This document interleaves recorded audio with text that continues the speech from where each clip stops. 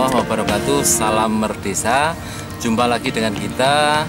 Kali ini pembahasan kita adalah analisa kelayakan usaha sebuah unit dari badan usaha milik desa. Sebagaimana kita ketahui, di dalam mendirikan atau akan mengoperasionalkan sebuah unit usaha dari BUMDes harus dilakukan analisa kelayakan usaha.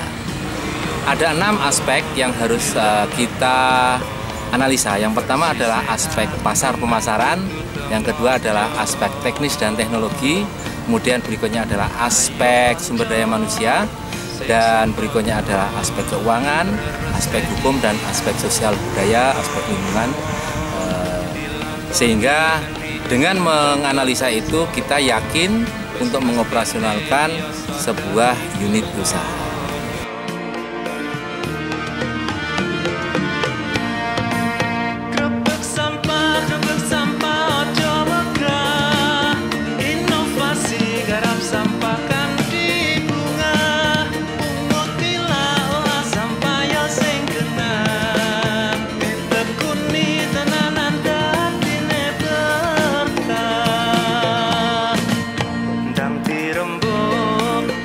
Untuk yang pertama adalah aspek pasar dan pemasaran.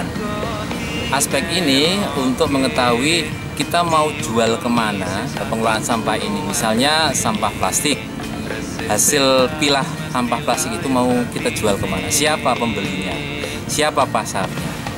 Kemudian aspek pemasaran, bagaimana cara kita memasarkan, membuat iklan-iklan begitu, atau kita menghubungi lembaga-lembaga ataupun orang-orang yang berpotensi membeli dari hasil olah pilah sampah kita. Kemudian untuk yang sampah organik itu kita harus analisa siapa pemanfaat dari hasil olah sampah organik itu, misalnya untuk biogas.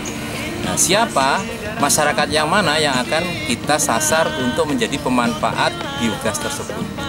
Jadi itu adalah aspek di dalam analisa pasar. Ayo konco dokalingan jaga alam lan lingkungan rumah kali kebun kasar sekolah. Ada yang namanya konsep grebek sampah, gerakan resik-resik bebarengan garap sampah di desa. Grebek sampah ini punya konsep yaitu pungut, pilah, olah, sampahku, tanggung jawabku. Yang pertama, pungut. Pungut artinya di sini kita harus memungut sampah yang merupakan tanggung jawab kita. Pungut dalam arti di sini dari aspek teknologi tepat guna, bisa pungut secara manual dengan tangan, tapi bisa juga dengan pungut yang memakai teknologi. Yang kedua, pilah. Sampah harus dipilah, harus, karena dari nantinya ke depan dalam hal pengolahan sampah salah satu yang dilakukan adalah pilah.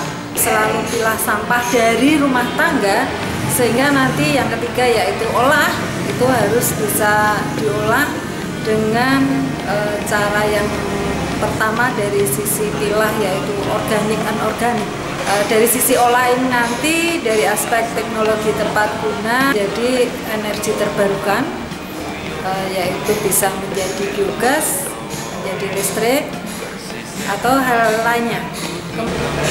Di sisi lain ada juga pengolahan sampah yang anorganik itu bisa menjadi biji plastik.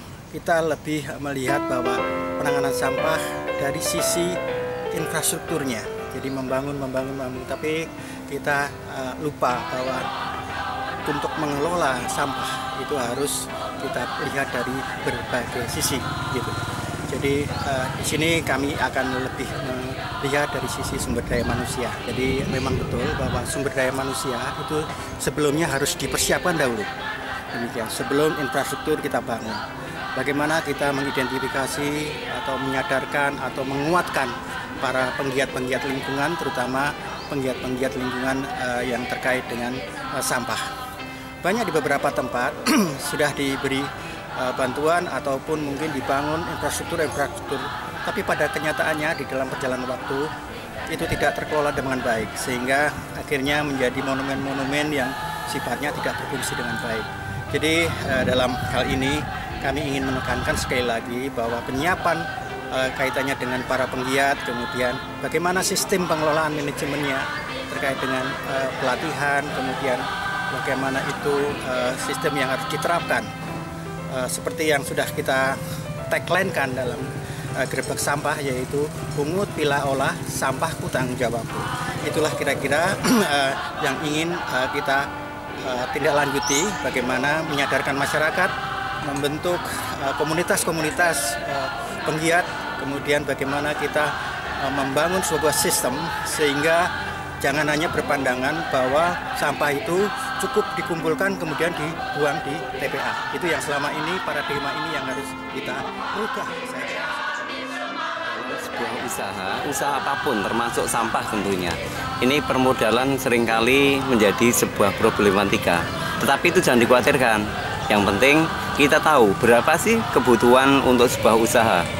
Nah, untuk mengetahui sebuah kebutuhan usaha, kita gunakan yang namanya analisa keuangan. Yang pertama yang kita perlu tahu, yaitu kita perlu menyusun rencana anggaran biayanya dari pengeluaran-pengeluaran yang mungkin terjadi dalam sebuah usaha. Tentunya untuk pengelolaan sampah demikian juga.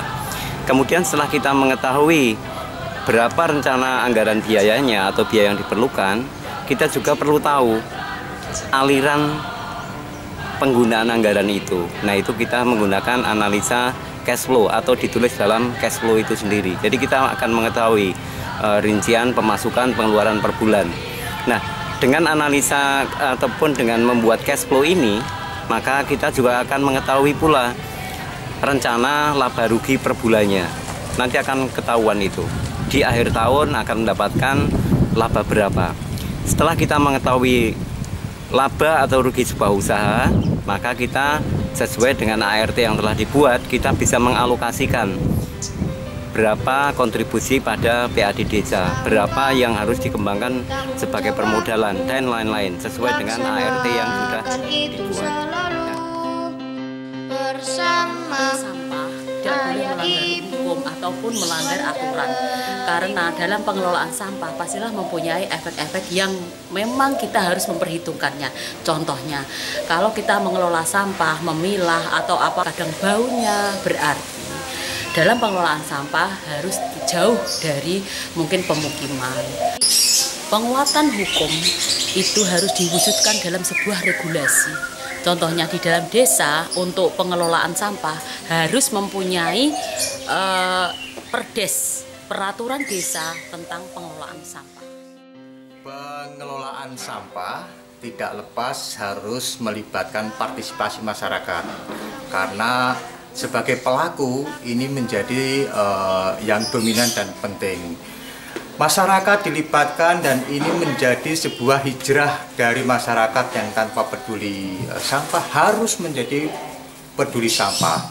Kebersihan adalah menjadi bagian iman, jadi ini harus menjadi perilaku. Pengelolaan sampah, iman, dan bersih menjadi sebuah budaya. Dan pengelolaan sampah juga jangan terpengaruh dinamika politis yang ada di desa. Apapun kondisinya, pengelolaan sampah jalan terus tanpa terkendala sebuah konflik yang sifatnya antar personal, antar kelompok, dan ikon di lingkungan masyarakat itu. Salam bersih, salam merdesa.